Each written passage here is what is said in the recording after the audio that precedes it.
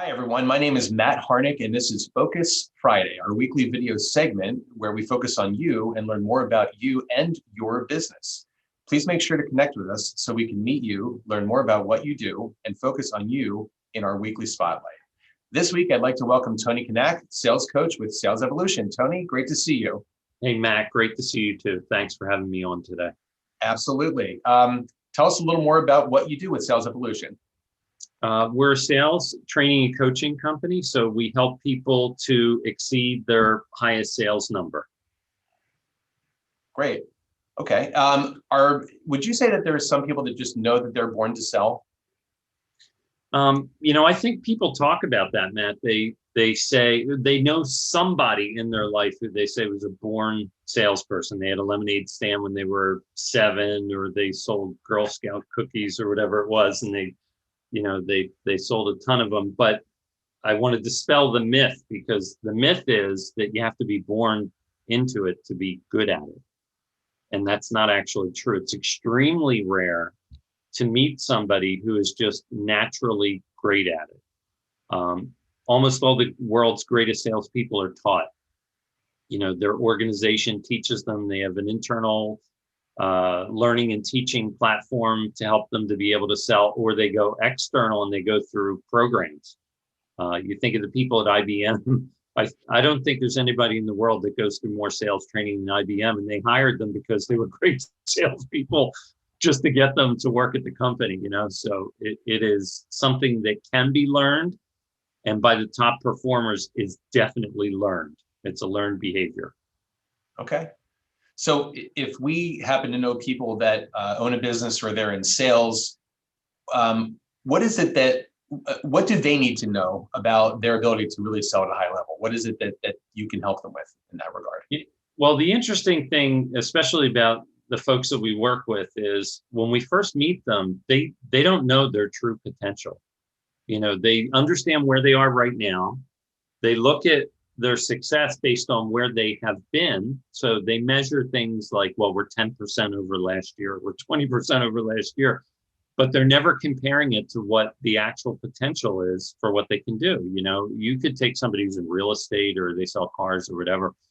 If they're comparing to what they did in the past, why aren't they comparing to the very top person who ever sold real estate or sold vehicles for Ford? If they work at a Ford dealership, why aren't you comparing to that? Because that might be your true potential.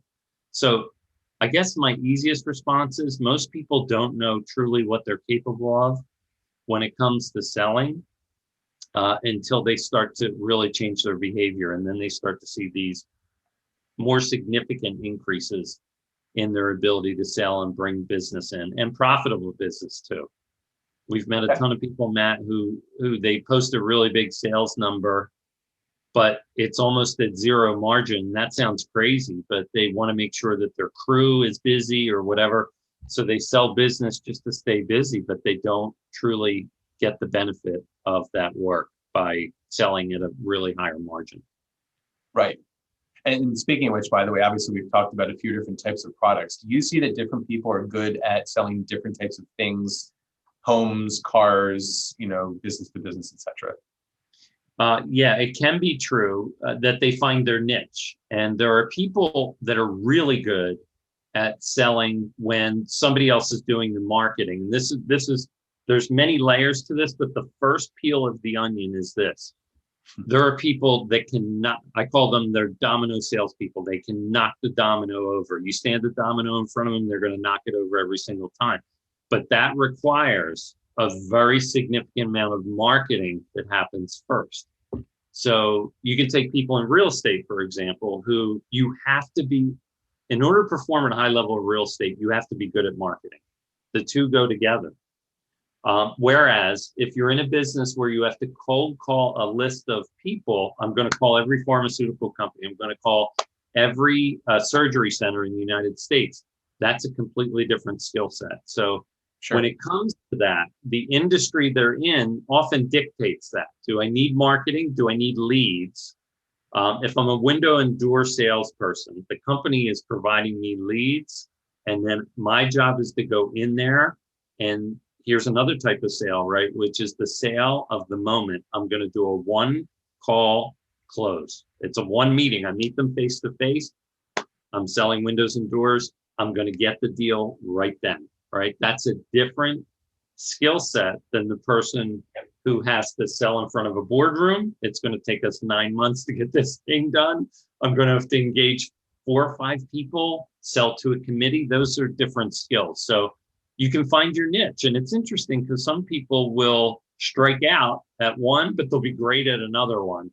And it's through trial and error that they find that. Now, if they were tested and were given a sales aptitude test, it would pretty clearly tell them which one they're better at. But most people don't go through that process. Yeah. Oh, okay. I mean, like for me personally, obviously, I'm in real estate. I sell homes.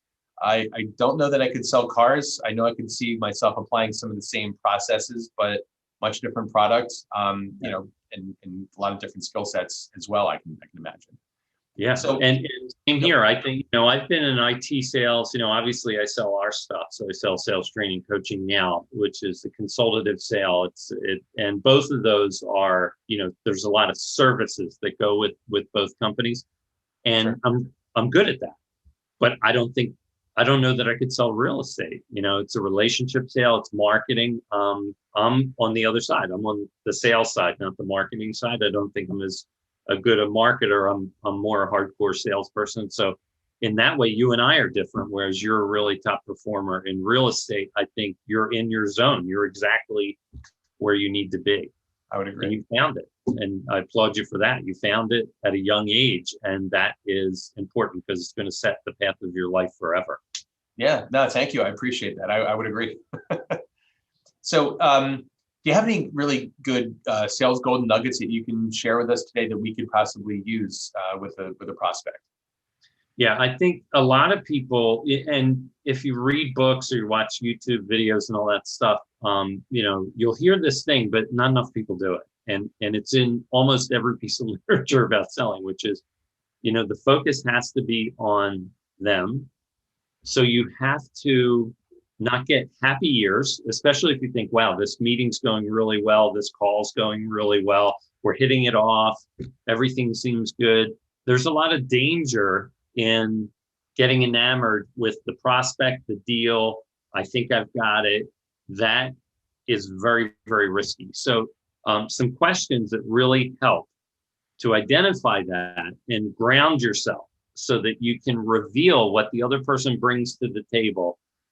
Every buyer has things that they don't just come right out and tell you. It's just human nature. They're told from a very early age, don't talk about money, don't ask too many questions, don't pry, don't act like a know-it-all. All those things are ingrained in us from the time that we're a child. So they don't come to the table and say, hey, I've just met with 3 other companies that do what you do, and I'm really close.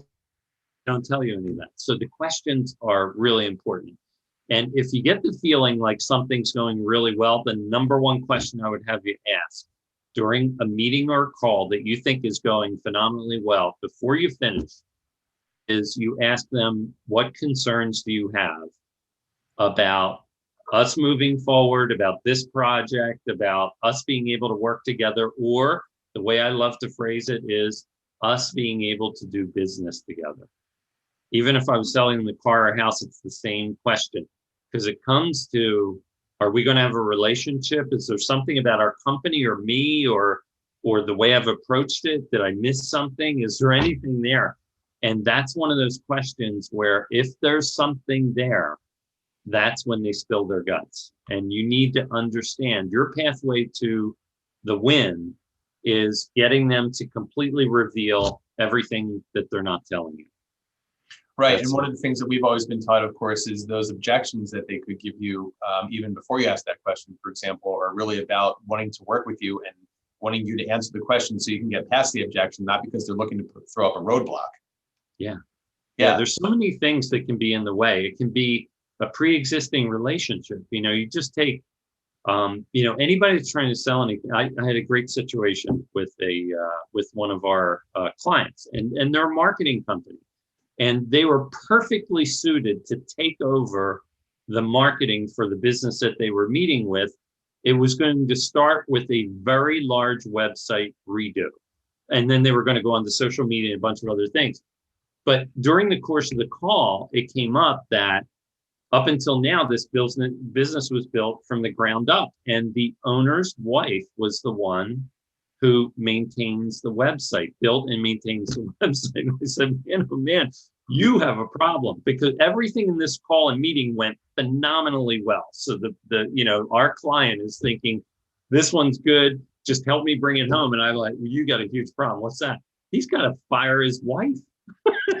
What's his wife gonna do? That's not and that it's one of those things with, like, what concerns do you have about this? Well, we got one. What's my wife gonna do? She's been updating the website. I'd love to hire you guys, but I have to have dinner with her and be able to sit across the table exactly. after I fire her. How's that happen?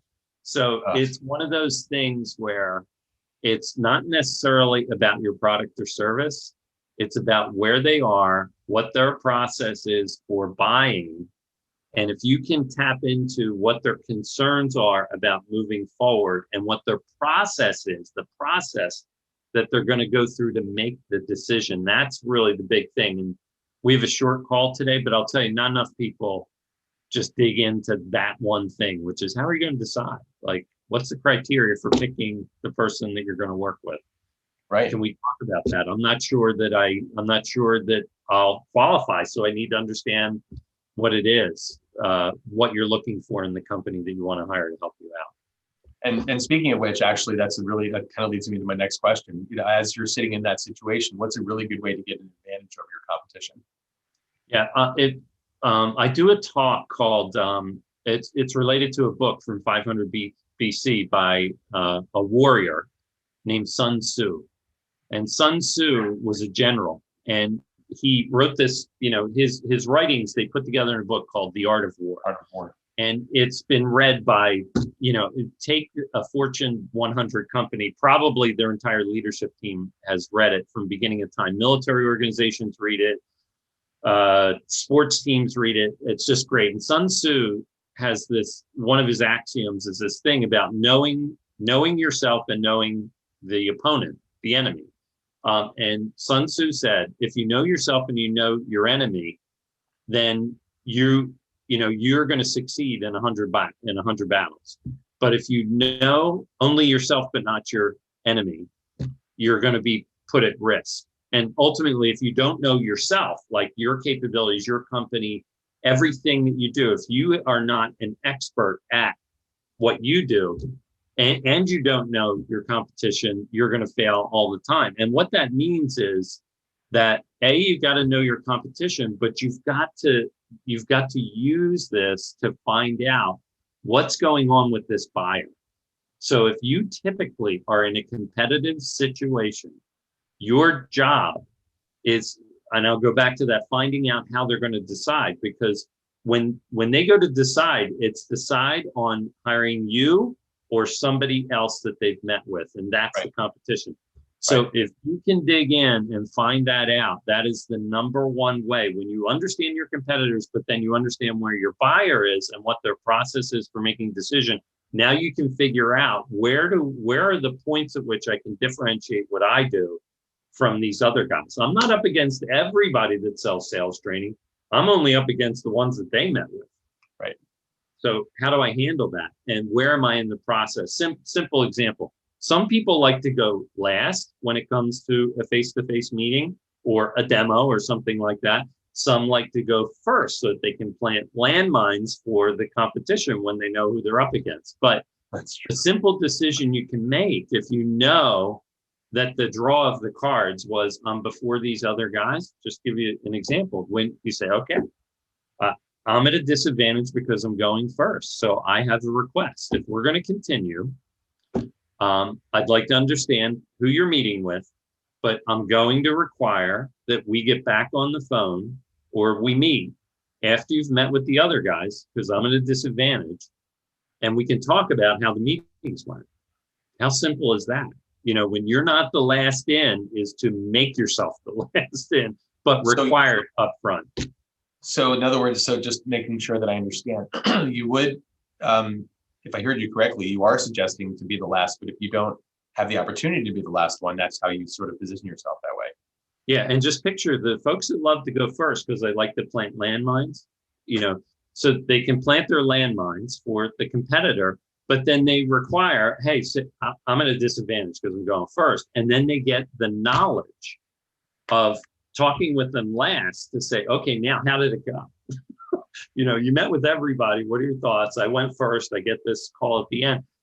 But that's where you gain your knowledge. Now, the whole conversation is not necessarily about them, but I think everybody would agree if you met with 4 companies to do an improvement on your house, as you go through the 4 meetings, you become much more knowledgeable, not only about what to do to your house, but how they're going to do it, techniques, other things that come up. You just become more knowledgeable. So if you were to just go first and then cross our fingers and hope we get it, it's a real disadvantage. And you learn a ton. Take your occupation, for example. You can't know every single real estate agent in the area and what they're capable of. Sure. But real estate and agencies. So you would know if I'm up against ABC company or up against something else, what your advantages or disadvantages are, but you don't know this particular realtor. So, going last is where you gain that knowledge and have a conversation about how their meetings went with your competitor. Okay. And one last question, Tony, which would sort of follow. So how does someone know that they need a sales coach?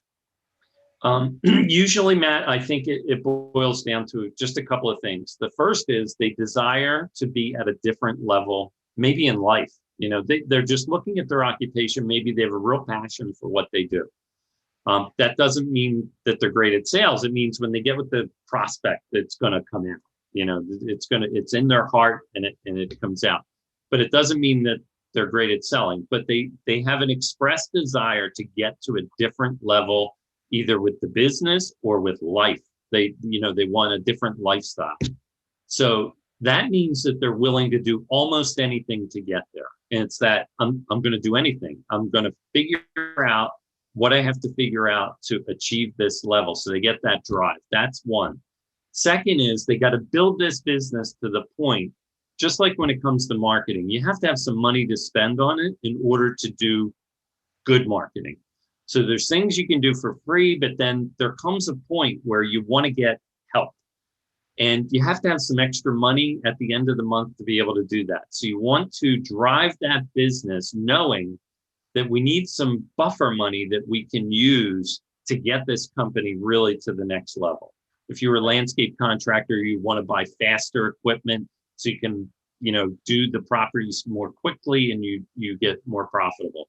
It's sort of like that, but ultimately it's that drive. Now, if there's people that see this that are not there yet, I want to recommend maybe a couple of things you can do that are free to get you going and, just in the right mindset. One is a book by a guy named Jim Camp, CAMP, and it's called Start with No, which means meet with the prospect and say, I might not be a fit for you, because it gets them to really reveal what they are thinking about and talking about. So that's a phenomenal sales book. One of the best that I've ever read is this Jim Camp Start with No. It's just great. And then all the stuff online, if you need motivation to get up and go on YouTube and watch Motivation Addicts. You can watch, Grant Cardone or any of the lead sales trainers. Motivation, that's one thing, but then there's skill. And when it comes to skill, if you want to watch something that's cool, watch Chris Voss's stuff, VOSS from the Black Swan Group, especially his talk with Google called Never Split the Difference, which is really about negotiating, but you'll get the point of being able to meet with somebody and really closely listening to what they're after and being able to express it back to them. And when you express it back to them, Chris has this thing where he says, right in the middle of the conversation, they go, that's right. And when you're there, you are in the right spot with that prospect where you have the ability to bring it home. So there's a couple of free things that they can do. But ultimately, they need a little bit of extra money to spend so that they can get it. It's one of those things that I think you get, which is the money will be there in the end. If you're going to hire somebody like a sales coach, you got to lay out a little bit of money in the beginning, but there's only one reason the sales coach is there, and that's to increase your revenue. So it's eventually going to be in the bank. by the time you're X number of months in, that you'll be taking the money out of the bank, not money that you've saved up. Absolutely. Okay. Tony, thanks so much for coming in today. I appreciate it. Learning a lot more about what you do with Sales Evolution. To those of you out there who've heard Tony, want to learn more, when this video is posted, you'll see Tony's information below it so you can connect with him. And speaking of which, we would love to connect with you as well. So if you could see yourself on an upcoming episode of Focus Friday, please let us know. We'd love to have you stop by and learn more about what you do and focus on you. Thanks again. And thanks again, Tony. Thanks, Matt. Take care.